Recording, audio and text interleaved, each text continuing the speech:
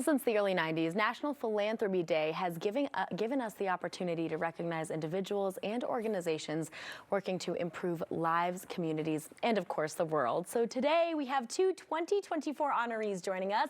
Outstanding Youth Honoree, that's Copeland LaBerge, and Lauren Castile, the Lifetime Achievement Honoree.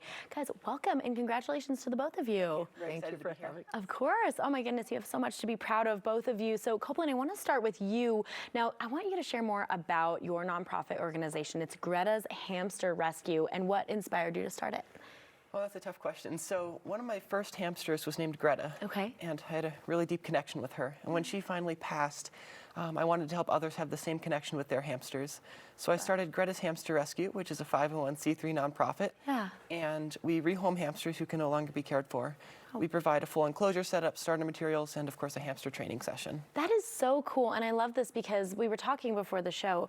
Some of our pets are some of our best friends, and this is something that can get us through a lot of things throughout life. So to be able to have that connection, I think is so huge, and Copeland, your work with it is incredible. Now, Lauren, you too, as the Lifetime Achievement Honoree, this is so incredible, so impressive.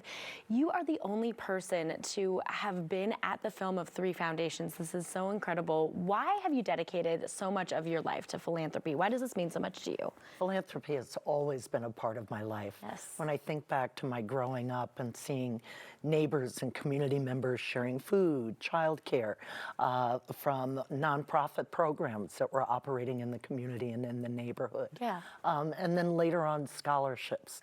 I had a deep appreciation for the meaning of philanthropy, which is love of humankind. Yes. Oh my goodness. And that's such a beautiful way to look at it too. Now, Lauren, you've been a proponent of diversity, equity, and inclusion, of course, throughout your entire career, like you just said. Can you share a few things that you have learned about the benefits of inclusion, especially when it comes to the workplace, the community? What have you learned? Absolutely. The Women's Foundation of Colorado is the only community-funded foundation that works statewide with a focus on gender, racial, and economic equity. Yeah. And our commitment to equity and inclusion comes from really recognizing the benefits of having everyone fulfill their potential, but also of our coming together, whether it's with lived experience, with education. There are many different gifts that we all bring to the workplace and to our communities.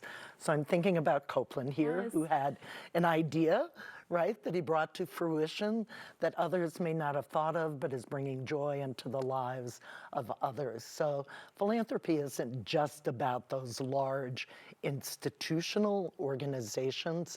It's really about people and how we connect and build relationship so that we can all learn from and grow with each other. Lauren, I love that you said that. I mean, for you to see someone like Copeland doing something like this on just such a personal level for people out there, how does it make you feel about generations like Copeland to know that they're coming up in society and doing such amazing things? Well, I am retiring in January of this year. Congratulations. After 35 years in the field of philanthropy. Wow. We won't say how many years before that in my career. But a part of why I feel so excited about retiring is not only because I'll have radical rest and rediscover myself in a new context, Yes. but also because I know that there are a myriad, a groundswell of young people, young leaders throughout the state. So while I may not have thought of hamsters, although we talked about that we owned hamsters, all named Barry. Oh my gosh. I know, all named That's Barry. great. But, you know, whatever the genesis of inspiration it may be, it's the giving back. And I think in these difficult times, to be quite honest, to have young folks coming together and doing whatever is meaningful for them, Yes. as long as it comes from a place of love of humankind. Oh my goodness, I love that so much. I couldn't have said it better myself. So wonderful. Well, Copeland, you have big dreams, of course, for your life and your career, as do we. We know you're going to do big things. What are some of your future goals? I hope to eventually become a veterinarian. That's the big goal right now. Same. I've been interning at a vet hospital for about 2 years now. It's been absolutely incredible. Yes. I hope to attend Purdue University through their veterinary scholars program, and Wow. that's hopefully this fall. So. My goodness, huge dreams, and I can't wait until you're a veterinarian. I'm gonna bring all my animals to you, Copeland. That's wonderful. Well, in the last 30 seconds or so here, guys, Lauren, when you get to share the spotlight with other philanthropists, how does that make you feel? What's the big thing that you want other philanthropists out there to know? Well, I have to say thank you to National Philanthropy Day. Yes. To receive the Lifetime Achievement Award from my peers is kind of the pinnacle of my career, I have to say. And as I think about this and I think about young people, it's that we have to continue. That the most important thing is that philanthropy is kind of the risk capital of our country and of our communities. So let's try. Let's see what works and makes a difference. Yes. And then let's learn from those things that maybe didn't work as well as we thought. Right. Plenty of those out there. Yeah, they're those. Yes.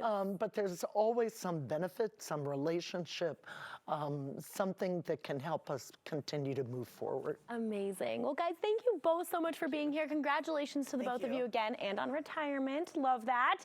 And we really appreciate the work that you guys are doing. Can't wait to see what we do in the future. Thank you so much. Of course, of course. And guys, there are still tickets available for the National Philanthropy Day Luncheon. That's on November 7th.